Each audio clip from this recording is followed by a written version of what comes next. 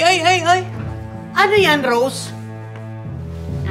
Ma'am, binigyan ko lang po ng pagkain si Kuya. Mukhang gutom na po kasi siya. At sino naman ang nagsabi sa'yo na ipamigay mo yung pagkain natin dito sa cafe sa mga pulubing yan, ha? Kasi, ma'am, reject na naman po kasi yun sa kitchen. Sayang naman po kung walang kakain. Wala akong pake. Paalisin mo na yung pulubing yan at ayokong abutan niya ng mga customer natin dito. Ayokong nakikitang pinibigyan niyo ng pagkain yung mga pulubing yan. Ma'am, sobra lang naman po ito dito sa kitchen Kesa itapon po, mapakinabangan po ng mga katulad ni Kuya na nagugutom. Wow! Di ikaw na ang mabuti. Ikaw na pupunta langit, ganun ba? Hindi naman po sa ganun, Hindi! Parang ganun yung pinapalabas mo na ikaw yung mabuti at ako masama. Well, hindi naman talaga ako mabait. Lalo na sa mga ganyang klase ng tao na walang silbi. At ito, kesa mapakinabangan pa nila, itapo na lang. Ma'am, sayang po. Nanghinayang ka? Di kainin mo! Kuya, kunin niyo po. Kumain na po kayo. Ma'am, salamat po. Ito po, ma'am. Napakabait niyo po. Ay! Ano yan, Rose? Ma'am, binigyan ko lang po ng pagkain si Kuya. Mukhang gutom na po kasi siya. At sino naman ang nagsabi sa'yo na ipamigay mo yung pagkain natin dito sa cafe sa mga pulubing yan, ha?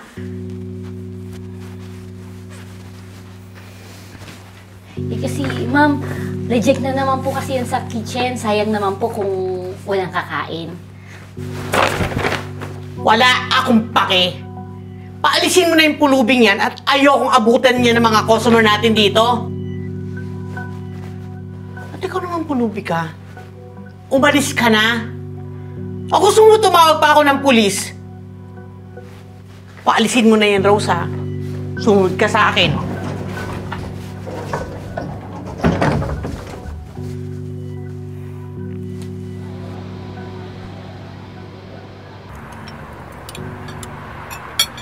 Ayokong nakikitang pinibigyan niyo ng pagkain yung mga pulubing yan. Ma'am, sobra lang naman po ito dito sa kitchen Kesa itapon po, mapakinabangan po ng mga katulad ni Kuya na nagugutom. Wow! Di ikaw na ang mabuti. Ikaw na pupunta langit, ganun ba?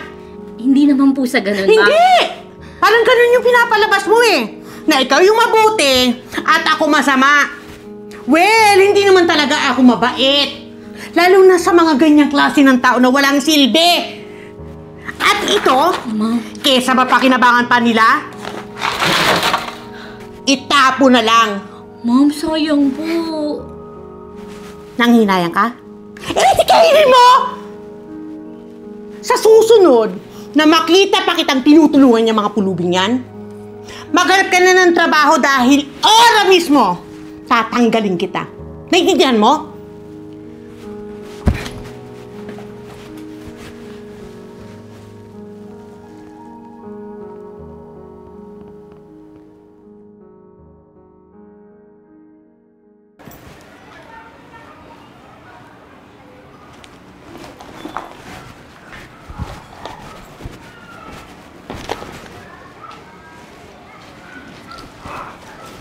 Hoy! Bakit po? Ang kulit mo ding pulubi ka no? Di ba sabi ko, ayokong nakakakita ng marurungis dito sa paligid ng cafe namin. Ang sakit nyo sa mata! Nakakasira kayo ng negosyo. Anong iniisip mo? Nabibigyan ka namin ng pagkain, ha? O lol, hindi mangyayari yon kahit tumirik pa yung mata mo dyan. Kaya umalis ka na. At pagbalik ko, ayokong makikita yung mukha mong yan dyan, ha? Naintindihan mo?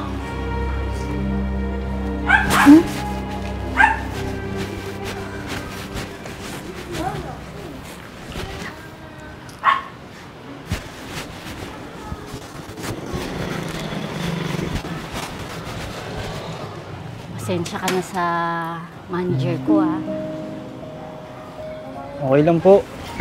Naiintindihan ko naman po siya kung bakit siya ganun.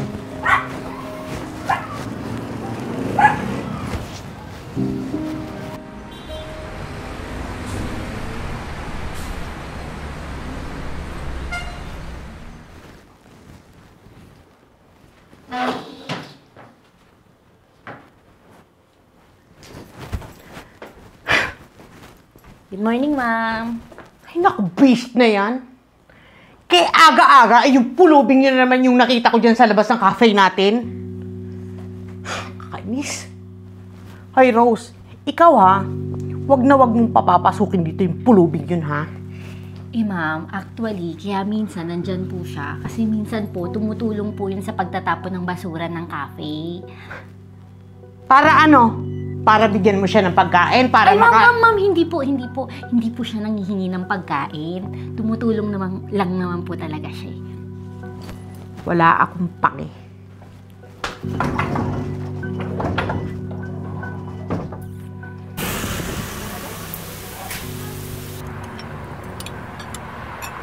At talaga, pre? Oo! Ay, so ngayon yun talaga? Ay, sige, pupunta ako. Wait lang. Oo. Yes, sir. Miss, wait lang ha. Pre, wait lang ha. Miss, bayad ko. Keep the change. Oh, Salamat yun po, nga, sir. pre. Ano nga, pupunta na ako dyan para makapag-usap-usap Sir. na tayo. May natira po kayong pagkain. Gusto niyo po ibalot ko para ma-take out niyo? Hindi na, miss. Sa'yo na lang yan. Sige, pre. Pupunta na ako. Ito na nga, Ito na.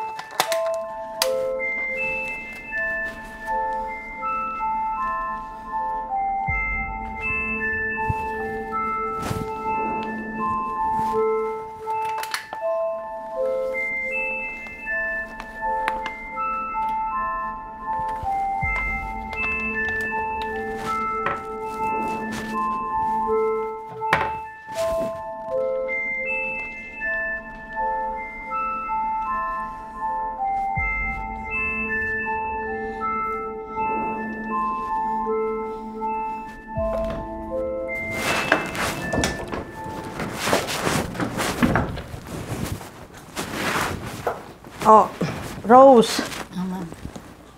Mauna na ako Ikaw na lang magsara nitong cafe. Ha? At yung tira dun sa kitchen, ha? Itapon mo. Huwag mong ipapamigay kung kani-kanino, ha? Opo, ma'am. Naintindihan? Opo. Oh, good. Bye!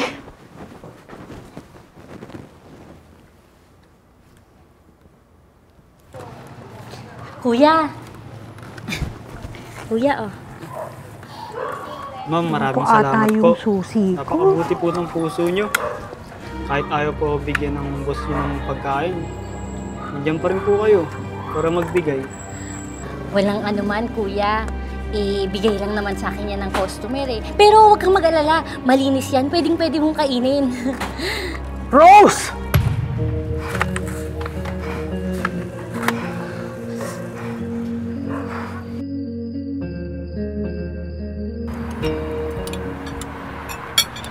Makulit ka din no? Sumusuway ka talaga sa utos ng nakakataas sa'yo, no? Utos ng manager mo?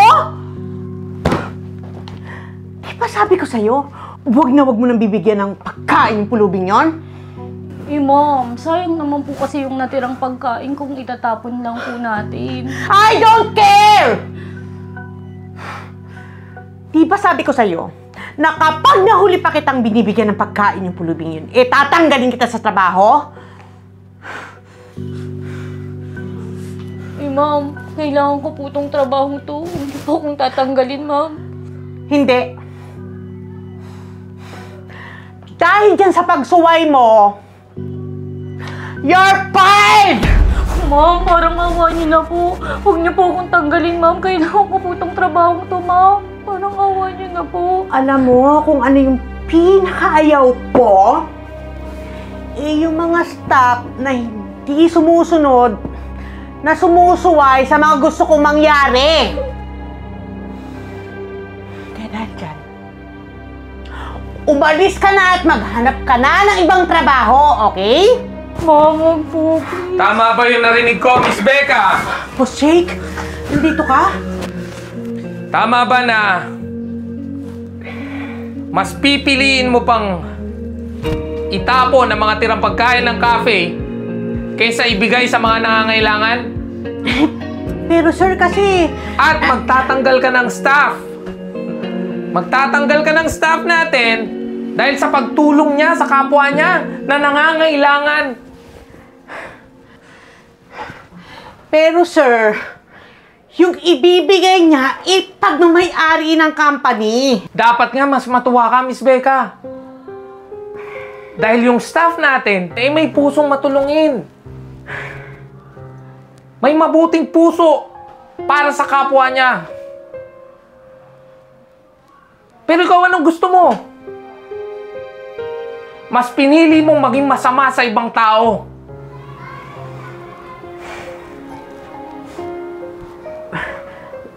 Boss, sorry po. Miss Becca, itinayo namin tong cafe na to hindi lang para sa negosyo, hindi lang para magnegosyo. Pero para makatulong na rin sa kapwa natin.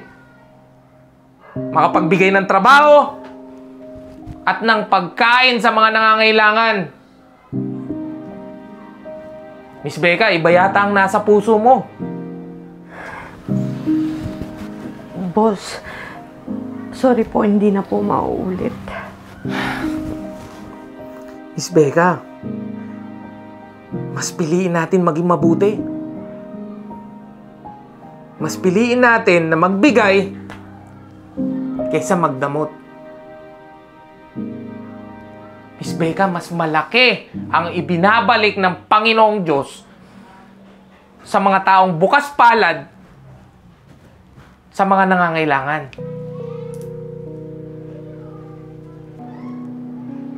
Walang problema sa magbigay sa kapwa natin. Lalo na kung yung kapwa mo na yon, hindi naman umaabuso. Hinihingi lang kung ano yung kailangan nila.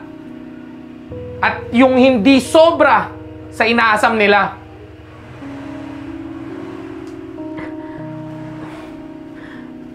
Boss, pangako po, magiging mabuti na po ako sa kanila. Basta boss, huwag niyo lang po akong tanggalin sa trabaho.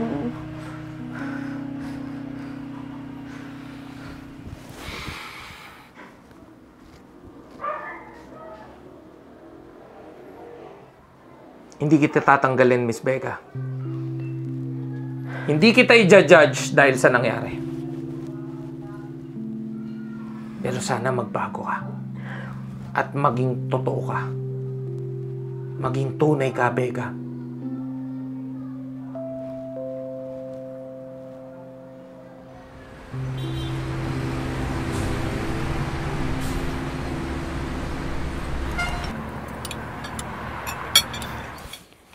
Ma'am, salamat po dito ah. Walang anuman. Sobra kasi yan dito sa cafe eh.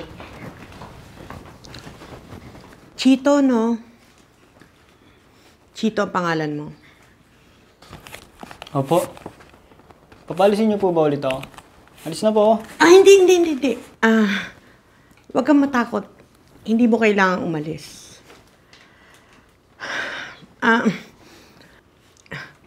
Pasensya ka na sa mga nasabi ko at ginawa ko sa'yo, ha? Oh, Yes, I'm sorry. At sa'yo din, Rose. Sorry. Kalimutan na natin yun, ma'am. Gusto ko sanang bumawi sa'yo, Chito.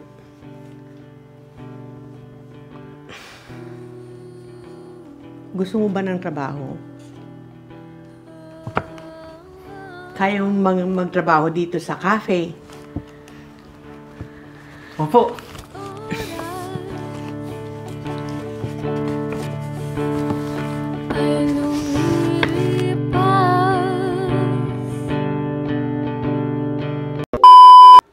May pag-asa ka pa magbago. At sana, maging tunay ka. Sakit mo sa tenga. Sakit mo. Sabog yung ano eh. Nakatingin ako kay Lance ko ano yung reaction eh. Naku! May chismis ako sa inyo. Alam niyo ba na yung kapitbahay natin ay member na daw ng Cinema Movie Club? 49 pesos lang ang membership. May exclusive members only movies ka na. May early access pass ka pa sa mga bagong pelikula ng Cinema Films. Mas mura pa to dun sa binili kong suka toyo sa tindahan kanina. Kaya ikaw, oo, ikaw! Huwag ka na magpahuli pa. I-click mo na ang join button ng Cinema Films YouTube channel bago pa ang buong barangay member na. Ikaw na lang ang hindi. Kaya, join na!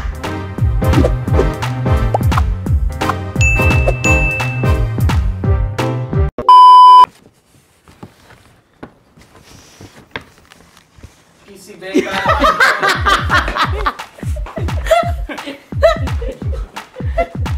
Close. Napaka-ikli na eh. Ang dami pick-up. Sorry, cafe. Nawala na. Napalit niya na kasi glass na yun. Ano? Glass na cafe na yun. Spoon night. Hindi, may day pa. Isa pa. Sa kabila. Isa pa. Oo. Pwedeng yun munang day ng kabila, tapos last na yun ng ano. Last na yun. Oo. Ano ito sa Hindi, Ito. kung magpapamerienda ka na ba? Hindi pa, ba't pag meron? Hindi pa. Wala pa nga kayo natatapos, kakadalawa pa nga kayo. Hindi Okay ka lang? Kaya pinagtatanggol mo yan eh. Si Gino-jowa mo. Are you okay? Masama pa ako, concern ako sa company. Kaming dalawa. Kikis tayong dalawa, hindi si Rose. Andyan yung jowa ko. Masyado ka lang tatanggal ka lang ng basura sa cafe. Sabi niya, siguro may crush sa akin, hindi nagbigay ng pagkain.